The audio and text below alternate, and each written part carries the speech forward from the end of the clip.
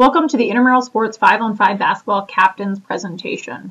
Hopefully by watching this short video, you'll be more informed about our policies and procedures for intramural sports and better prepared to take the captain's quiz. Some important dates you want to keep in mind are Sunday, February 2nd. This is the start of our regular season games. The last day of the regular season is Thursday, February 20th. Following the regular season, we will publish a playoff schedule on the IM League's website. This should be completed by 5 p.m. on Friday, February 21st.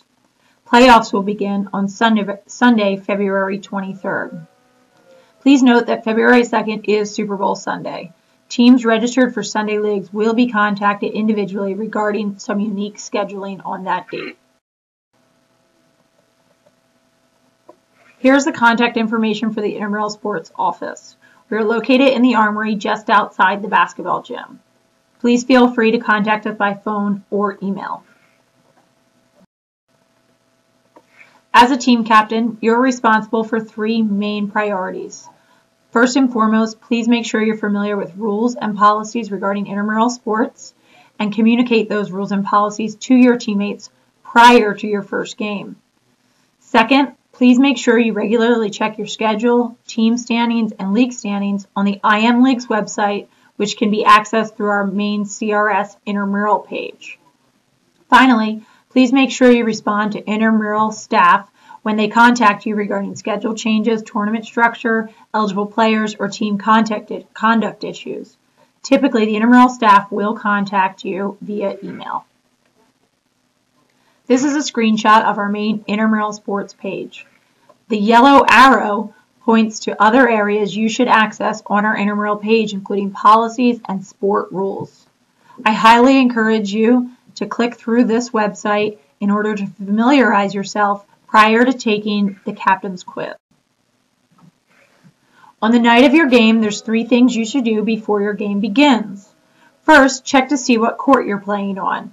You can find this information either on the IM League schedule page or by checking in with the supervisors when you arrive. Please be present at the captain's meeting immediately prior to your game. This meeting takes place typically at center court with the officials. At this time, you'll have the opportunity to ask questions and introduce yourself to the officials and your opponent. Please also make sure your team checks out numbered pennies as needed. This can be done at the courts.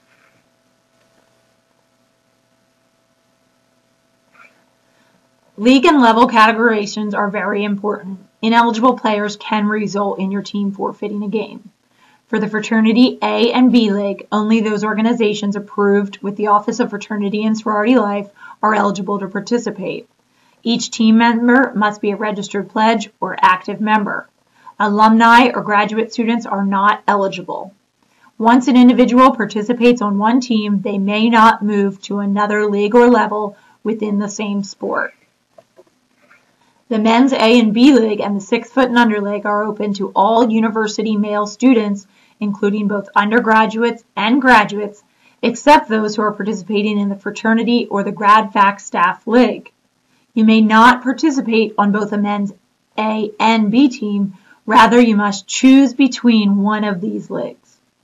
The Women's League is open to all university female students, once again including undergraduate and graduate students, except those who are actively participating in the Graduate Faculty Staff League.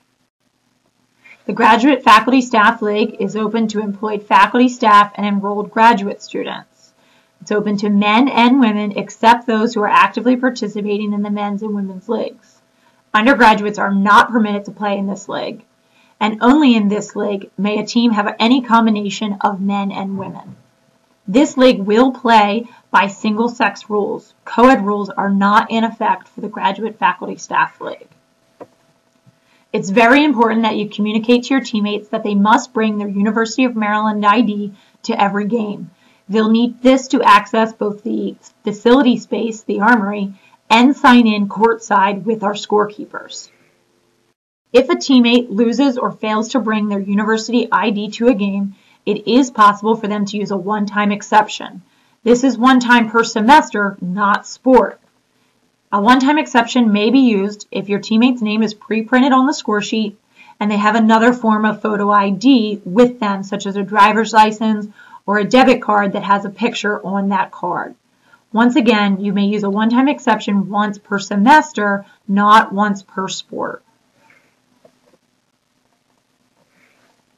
As a captain, one of your responsibilities is to maintain your roster. Individual players may be added to the roster at any time during the regular season. This can be done via the IM League's website or by having that teammate show up at game time with their university ID and checking in with the scorekeeper. However, once the regular season ends and playoff starts, rosters are frozen. This means you cannot add or subtract players from your roster. A player who has participated, meaning checked in for a team, cannot switch teams for the remainder of the season. Varsity basketball players are not eligible to participate in intramural basketball. An individual who has participated at any time during their undergraduate career on the varsity basketball team should contact the intramural sports office if they are curious as to their eligibility. Sport club basketball players are also limited in their participation in intramural basketball. If you have one club player on your team, you may choose to participate at either the A or B level. If you have two club players, you must participate at the A level. The Intramural Sports Office shares its responsibilities with teams in managing sport club players. If you feel that your team or the team you competed against may be in violation of this policy, please contact the Intramural Sports Office. During the regular season, games will not be postponed or rescheduled. Those games that are canceled due to snow, such as the result of a snow day, will not be rescheduled and will be listed as canceled on the website. If school is closed due to a snow or ice emergency, we will not play intramural basketball that day. Once we reach playoffs, captains must come in person to the Intramural Sports Office in order to request a reschedule. Requesting a reschedule does not guarantee that it will happen, but we will make every effort to honor these requests. If you are aware of an academic or religious conflict that may happen for your team during playoffs, we encourage you to contact our office prior to the release of the playoff schedule. Captains will be invited to submit this information by email later in the season. Please make sure that you're aware game time is forfeit time. The time listed on the schedule is your game time. Please encourage your teammates to show up well in advance so that they have time to sign in and potentially warm up prior to the start of the game. If you know your team will not be able to be present at game time, you may call in a default. You must call the intramural office or email us no later than noon the day of your game. If you play on Sundays, you must contact us by Friday at 5 p.m. Each team is permitted one default per season. Additional defaults will be logged as forfeits. A team that forfeits will be charged $15 to the captain's account and will not be eligible for playoffs.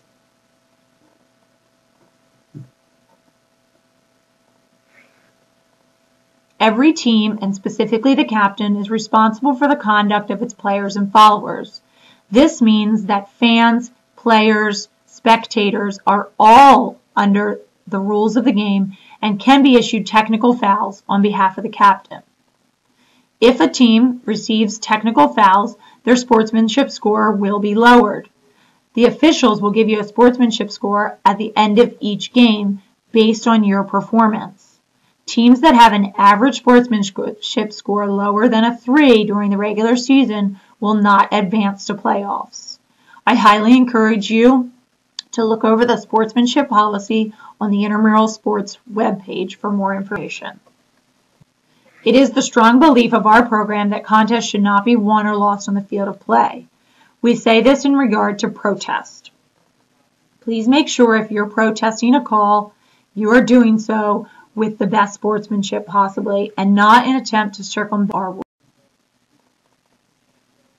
Protests may be lodged against other teams in regard to eligible players.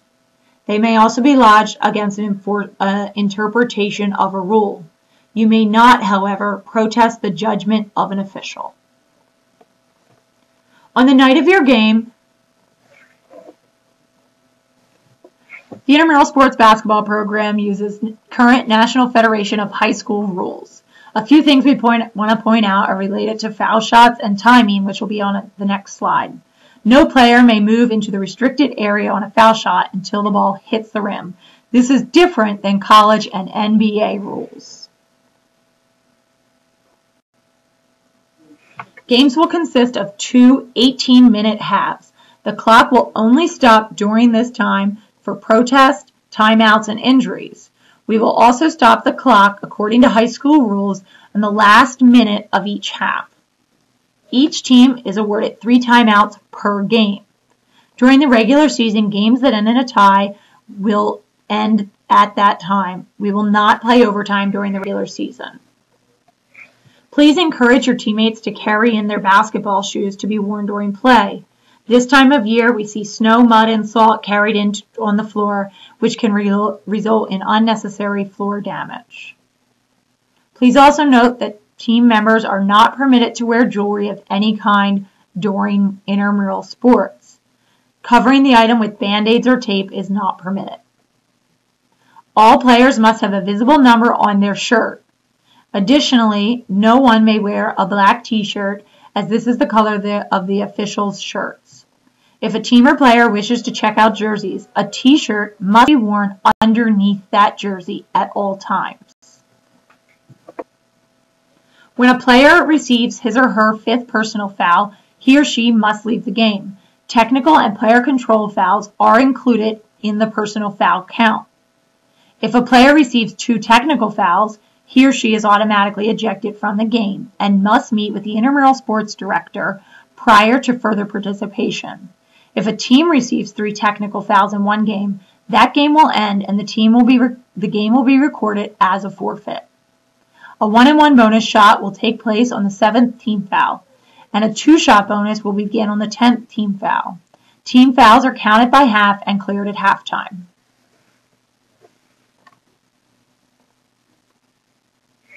We have some co-ed modifications.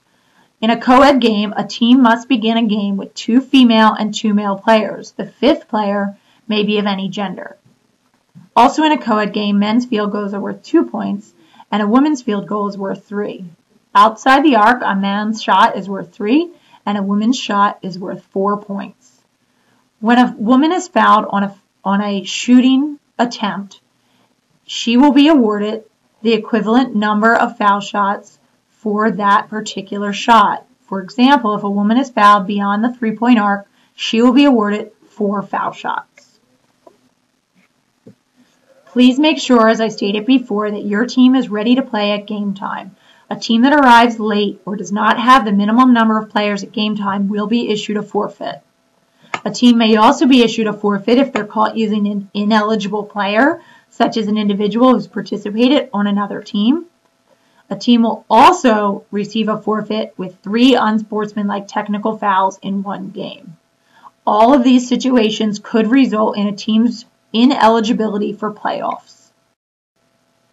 Please note that this presentation is not inclusive of all rules. We encourage you to visit our website to read more specific rules before taking the captain's quiz.